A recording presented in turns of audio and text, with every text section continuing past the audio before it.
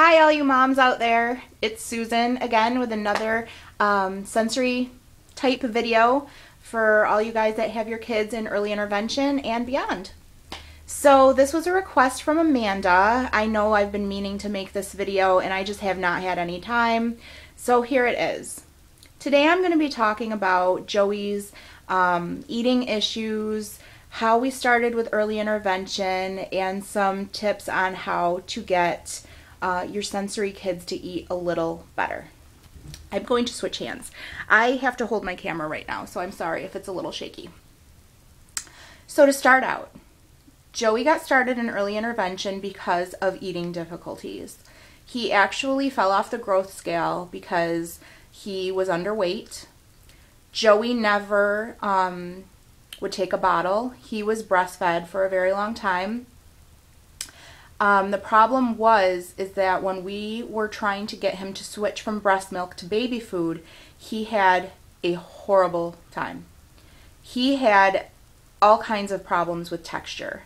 He didn't like texture. It made him gag, it made him choke, and just moving even from breast milk to cereal was a hard time.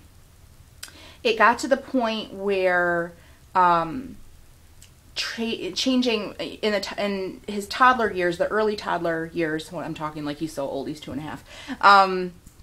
When he turned 1, normally kids, when they turn 1 at their birthday parties, will, eat cake or pizza or, toddler food if you cut it up for them. Well, Joey did not chew. Joey swallowed things whole. So Joey was still on stage 3 baby food at his first birthday party. And that was there were only certain stage 3 foods that he would eat without gagging or choking. He didn't like combinations of textures. He liked smooth textures, things like pudding. I swear Joey lived on breast milk and pudding for probably a year of his life. And that was like our staple. So when he dropped off the growth scale, early intervention got involved and they came in and helped us out a great deal. We had an awesome speech pathologist who focused mainly, her studies were on feeding issues with children. So she was awesome. She came in and she was like, you know what? You cannot control if a child eats. You can offer them food, but you cannot make them eat. She basically said there's 2 things you cannot force a child to do: eat and sleep. And Joey had problems with both of those things, but sleeping is another topic that I'll have to do another day. So she came in and she said, you need to relax. And if Joey's only going to eat pudding right now, he's only going to eat pudding. So you need to give him pudding when he's hungry. Joey also had a problem with not knowing when he was hungry. He would never ask for snacks or food. He'd play the whole day without eating if I did not sit him down and at least try to make him eat. So, sorry, switching hands again. So basically the lady came in and we started on a technique called food building, which was supposed to help him start to accept different textures. So one of the suggestions I have for you moms is if your child is sensitive to textures like my child was, take something that they really enjoy eating. For Joey, it was vanilla pudding. And start very, very, very tiny. What we did is we took sweet, because Joey liked sweets, sweet, honey sweet graham crackers. And we literally ground them up into almost a powder where you or I probably wouldn't notice them in the pudding.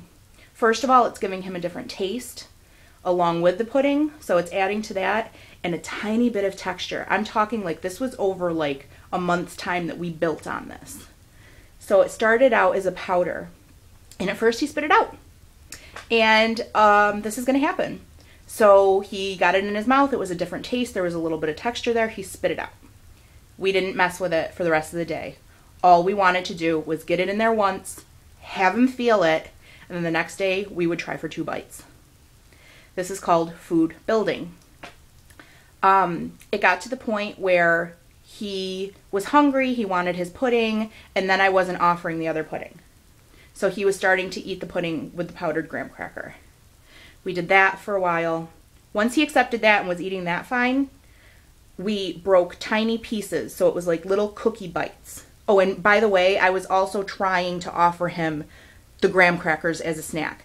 Joey wasn't a biter. Like, he wouldn't bite foods or chew foods. So I would let him, try it, see what would happen, just to get him used to the flavor of the cookie. And if the certain cookie you try the first time, they really can't get used to the flavor, try a different cookie. So eventually, throughout the months that this woman was with us, we got him to eat a pudding with a crumbled graham cracker in it. And that is starting to build on getting your child's mouth used to the feeling of two textures in it.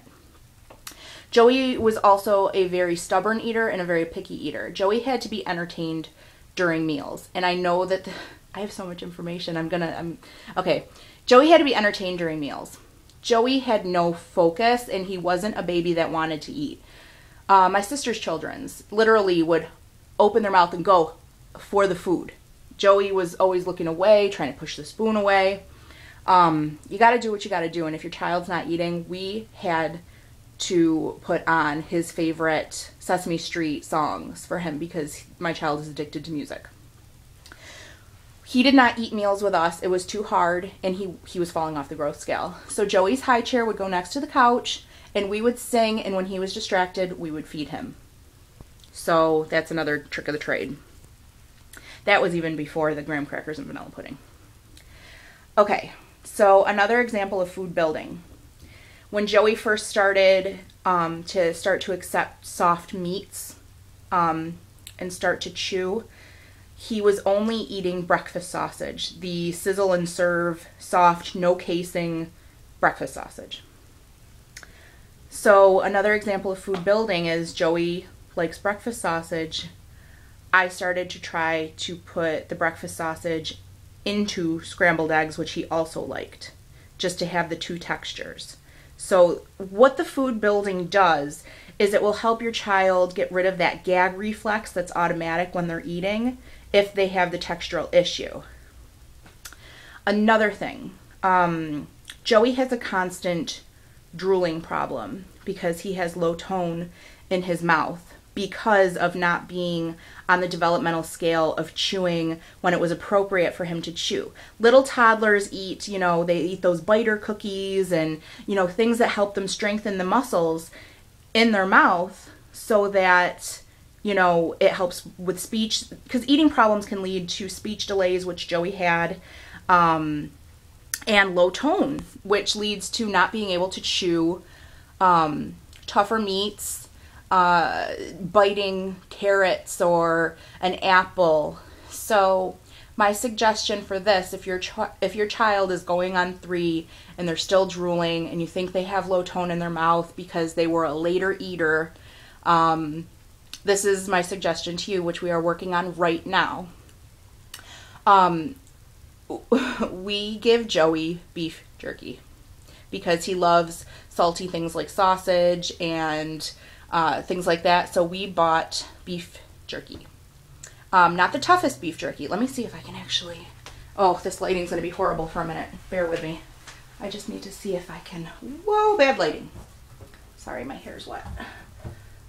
And I don't know where it is right now. Anyway, I can give you the name of it later when I find it. But he chews on it.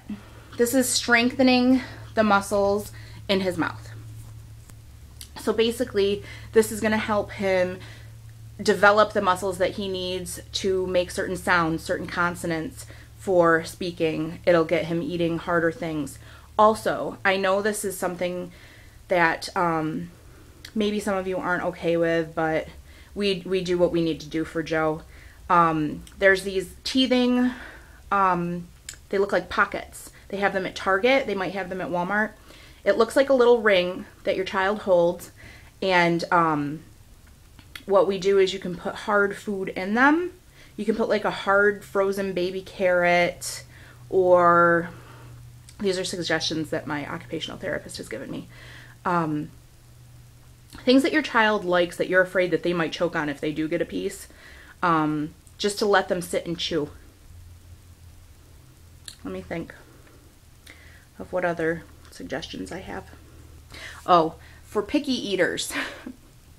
Joey, I have to make his meals interesting. So instead of just making him a peanut butter and jelly sandwich, which is something I also had to work on, he's still working on including jelly in the peanut butter, but we're food building on that.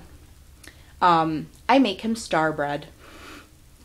All star bread is a peanut butter sandwich, which I then take a giant star cookie cutter and I cut a star bread out for him, and he will eat it.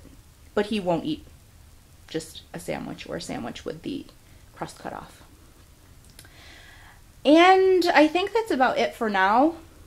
I have a lot more information. I just feel kind of scatterbrained right now because I think if I had more specific questions, if somebody had problems with a certain topic, I think that I could answer it a little better. But this is just a very quick overview of what we went through with Joe. He's still behind on the eating curve. He's still underweight. Joey's in like the 10th percentile for weight and like the 50th for height. So, just trying to think. Give your kids what they'll eat for now. You can fix it later. But hang in there, and I'm here if you have any questions. And I hope everybody's having a great week. Love ya. Bye.